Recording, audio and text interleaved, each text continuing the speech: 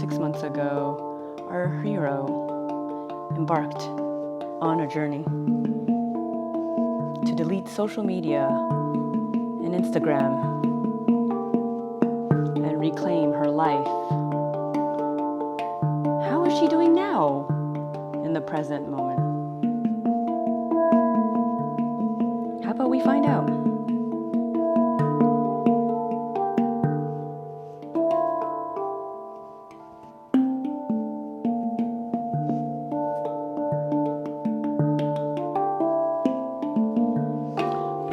That was really hard, so I hope you enjoyed that. I had a little bit of a popcorn craving before this shoot, so I made myself some popcorn. That instrument, by the way, is called a hand pan. I'll link something down below because I've had a few people ask me that in my previous videos, so I'm just gonna jump the gun and just let you know. As my little intro said, and if you see my previous video, I quit social media, I'll clarify later, about 6 months ago. Time out. So in my last video, people were asking me, well, isn't YouTube social media? I don't see it as social media. If you have an issue with just commenting on everything and scrolling through YouTube to watch dumb videos, let's say, instead of educational ones, or you're finding that you're wasting way too much time on there, even if it is educational stuff, whatever it is, then yeah, I guess you can put it in that context of like an addictive app. I personally just don't consider it social media, but it doesn't really matter. You can apply this whole video to anything that you're addicted to try and like pull back and delete it off your phone, etc., and how it's gonna make you feel or not feel probably in your life. That's how I categorize it. Yes, there's commenting on YouTube, but to me, it's not a place to just do social media. It is to post media and content, post videos and view videos. The commenting is a secondary thing, but that's not really its main purpose. It's a very different universe, very different world. That's just a little clarification because it's probably going to be mentioned again in this video. So back to the video. I came to a point where it was also post-COVID. I'm not going to go into the whole thing of that video because I was like almost a 20-minute video, so you can watch part 1 if you haven't. This is a follow-up to just kind of let you know where I'm at right now. And if you're on this little journey too, you can let me know in the comments below how you're doing on your little journey. You might as well like the video right away. That'll help me quite a bunch. And I was really surprised to see how many people watched that video. Well, actually, I'm not that surprised considering that mental health is a really big topic right now, especially post-COVID. It just brought to light so many other things. And for me, quitting social media was because it was just at the apex of everything. And since then, I've just been on a complete 180 journey with myself, with who I've surrounded myself with everything. It was a big change.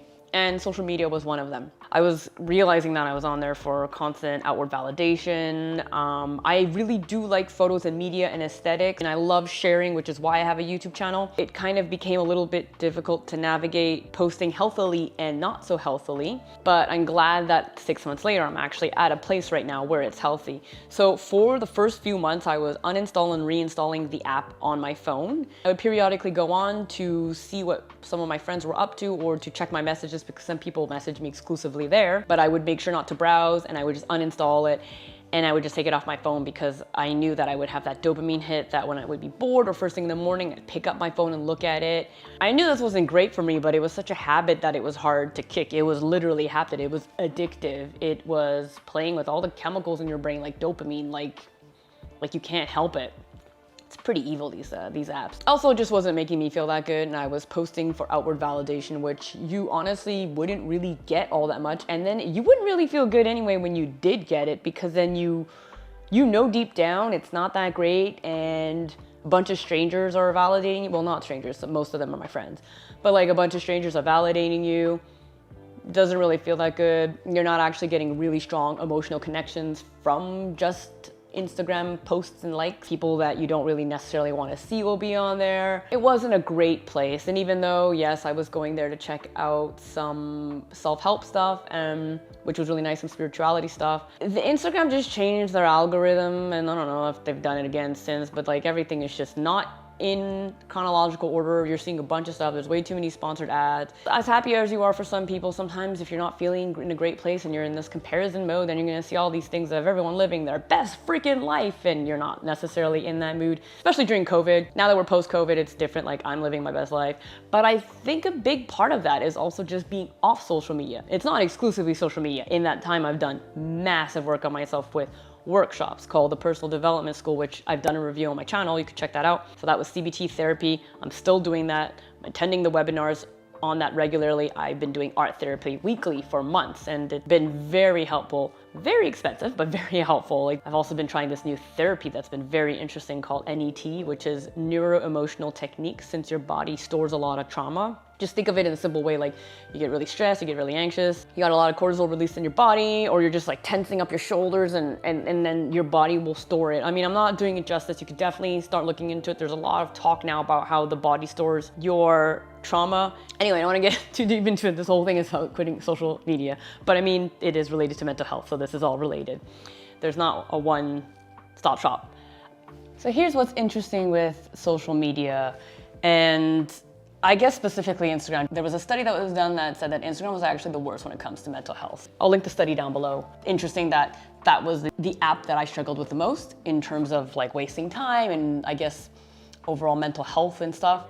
I think it was that my mental health was, I can't speak for everybody, but for me, my mental health was not necessarily a great place. And so I think I gravitated towards Instagram, and then it just kind of made things worse or kept me in a cycle. I don't know, for others, maybe Instagram is actually the cause of mental health. It's a very complicated chicken and egg situation. So it crept up slowly because Instagram, when it was first released, was not anything special. I wasn't on there very much, and then it got a little bit worse right before the pandemic, and then the pandemic it really kicked up. But you know, what are you gonna do? There was not really much to do during the pandemic, so you know, kind of had to entertain yourself. And at the same time, my social circle had gotten just a lot smaller, as did many people's, but like before the pandemic it got smaller, and then it got even smaller. And what's interesting with social media is that for me, I was seeking a lot of external validation and on there without realizing it necessarily in a very conscious way. But what happens with that is that you don't end up building any authentic connections, and then you're not actually vulnerable on there, because even if you are being vulnerable, like you're still showing it in a good way and whatever you curated it to look like. You lose the authenticity a little bit because it's a two-dimensional thing. It's not an in-person experience. You're not feeling someone's energy. It's not a back and forth. So there's definitely a little bit of a loss there. It's an indirect way of filling your bucket of emotional connection and love, or whatever it is that you're seeking in there. And I don't just mean romantic love. I just mean like love overall. And so because you're not creating these authentic connections and stuff on there, yes, you may have some close friends on there, but overall, if you're using social media the way a lot of other people use social media, you know, you have like a couple hundred friends on there. Are they actually all your friends? Really not. Like you met them one time at a party. So you feel like you're being seen and heard. You see those numbers, you see all of that, but you're not actually being seen and heard because you're just broadcasting something out there, and then people might double tap it, and then if they do, they don't, makes you feel bad. And then you kind of just like need that. So what's interesting is, I'm gonna make a little graph. Your need is love and connection, emotional connections, not a lot of quality. You have a lot of quantity. It's not really what you want. Your distraction is higher, your focus is lower, and the result is you're actually not even getting that emotional connection. So this is like your emotional connection needs meter. Like, that's being generous. That's like half full. That's being generous. And so basically you're just like, I want to post some more so I can try and get some quantity, but you don't get a lot of quality out of that. And so you're not feeling that fulfilled. And so you just like keep doing that, and then you just keep getting distracted. So you just like enter in this very unhealthy vicious cycle where you're not actually getting any of your emotional needs met, and you kind of just feel crappy all the time. And now that I'm out of that loop, I've worked a lot on myself, and I've removed social media. I kind of had this big break where I did everything at once, and several months, I would say about 6 months later, I'm like in a consistent happy place, which is something I've literally never experienced before. It's like quite wonderful, and I had no idea that this was a possible feeling. It took a lot of work, and it took a lot of pain before getting there. It got worse before it got better, but it did get better. And so what's interesting now is that I'm out of the loop. I did build authentic connections, and I'm outside of this loop. I'm less distracted in general. I'm more focused just in life and more present. So just not even work distraction. I'm just talking about like distraction in general. And I'm not focusing on quantity. I have my quality now. And the funny thing is that I'm on social media a lot less. And because I'm living such an authentic, happy life, I don't feel the need to broadcast things as much. So it's interesting. It's like the happier you are, the less you're actually on social media showing people how awesome of a life you are having, because you're just having your awesome life. The world is not revolved around the gram, the social, how is it gonna look? You know, I'll still post some photos once in a while now, but it's not in the same place and way as it was before. And I don't spend very much time on social media. Like, I think maybe it's a grand total of perhaps an hour in a whole week, and not like probably 2 to 3 hours in a day, because it adds up. You know, you click here, you look there, and all of a sudden 30 minutes later, whoop, you've been in an Instagram rabbit hole. Creating space for yourself and for your own thoughts, your own feelings, how you feel, what you need, getting more in touch with that, and then being more present in the world and more open and available for those opportunities to come into your life and for you to go out and seek them. This is sort of a zombie state, you know, status quo. It kind of works. It's getting you to the next day. Yeah, you're kind of talking to people, but it's not getting you to where, it's not filling what you need, like in here. I would say, depending on your level of like addictiveness to social media, there's many aspects in there that are probably worth exploring on a mental health way with a professional, or on your own, or with online workshops from actual professionals. And then I've been nourishing my soul, so I've been off social media. I've been going out with friends to some festivals and all these events that I went to. Because I don't take as many photos, because I'm not really posting them, it was actually kind of a problem, because then I would realize, oh, I didn't take any photos. But then I was also living in the moment.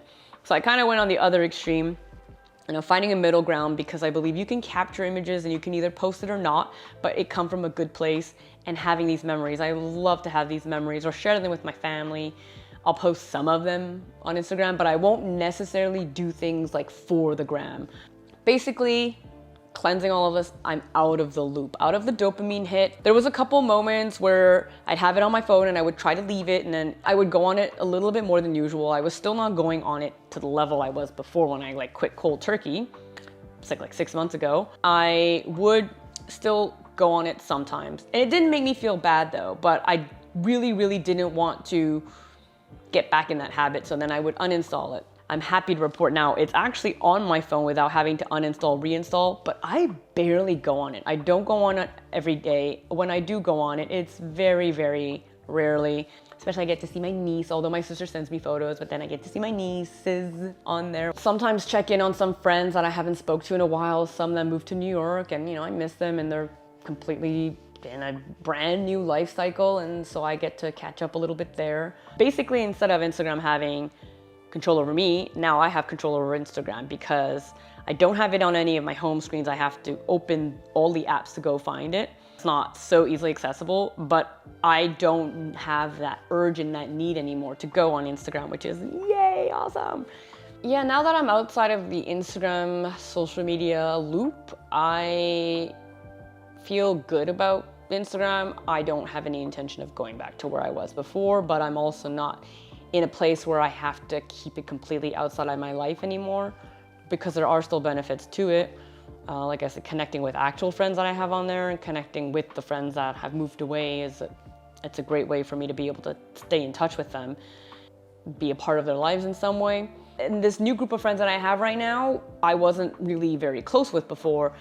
So my world was really small, and then uninstalling Instagram, my world just got even tinier. And there was a moment of loneliness, because I did lose in real life and now digitally. I lost a lot of those weak ties. And so there was like nobody really to communicate. I was still working from home, and I don't always talk with my colleagues on Slack. So it became really lonely and very quiet. And that sucked. But in that time, I was being productive with that time, working on myself actively.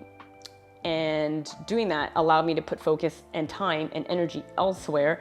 And then as I got out of that lull, which took a while, it felt good. And then I started opening up and I made space and room for real friends to connect with in real life. And that's the group of friends that I have right now that I feel very nourished and happy with. So if you're going through that right now, you may realize that your friend circle is actually really small or non-existent, and that you're going to have to now rebuild it.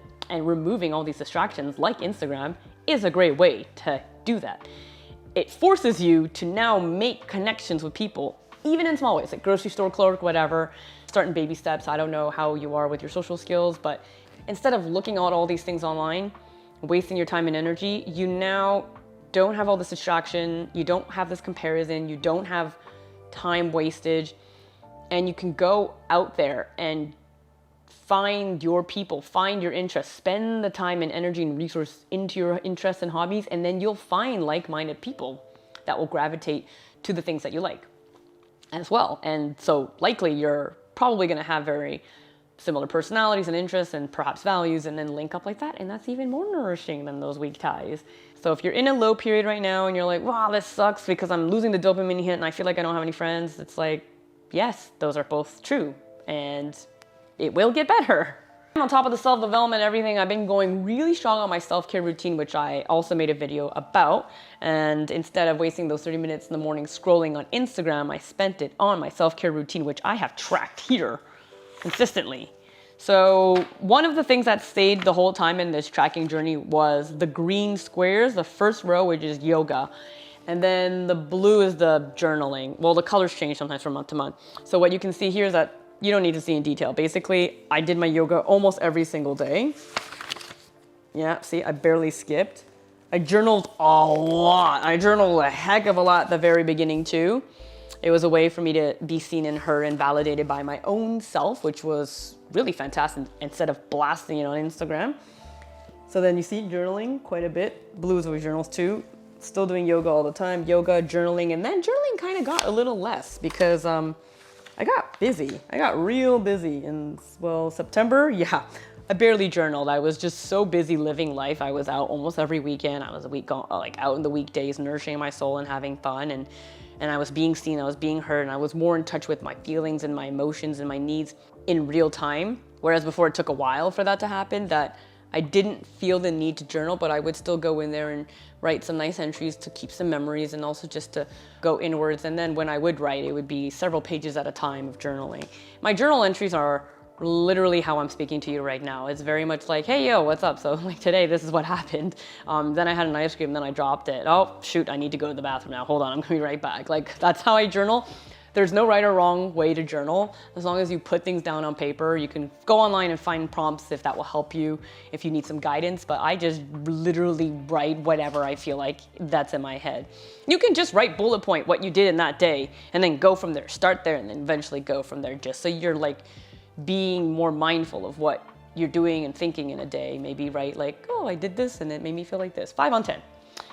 Anyway, this is not a video on like journaling, but I can't help but help people because I'm so excited about this topic because it's something that I've struggled with my whole life, and now I feel like I'm finally out of it. Took decades, but you know, that's unfortunately how our monkey brain works. It's not meant to make us happy, it's meant to keep us alive, and that means focusing on the negatives. I've been doing that consistently in the mornings. I've been living life a lot again. I've been just more present. I've been more mindful. I've been more intentional. I've been there more for myself than seeking things outwards. Been doing really good stuff in terms of yoga and journaling and meditation, art therapy, and CBT workshops I'm doing. So it's been really great overall. If you're going through this as well, I hope that this helped you. I'd like to know if you watched the first part, if you're watching the second part, if you've gone through this journey yourself, how it's been for you, where you're at right now on this journey, what else you've done with that time, with that energy. Maybe it's opened your eyes up to stuff. Maybe you've tried new hobbies. Maybe you realize you had to work on yourself in certain ways, and then finding that and then fixing and then working on yourself. It's just like there's nothing better than that. I hope this really helped you out. Like, comment, share, subscribe, and I will see you in the next video. Bye.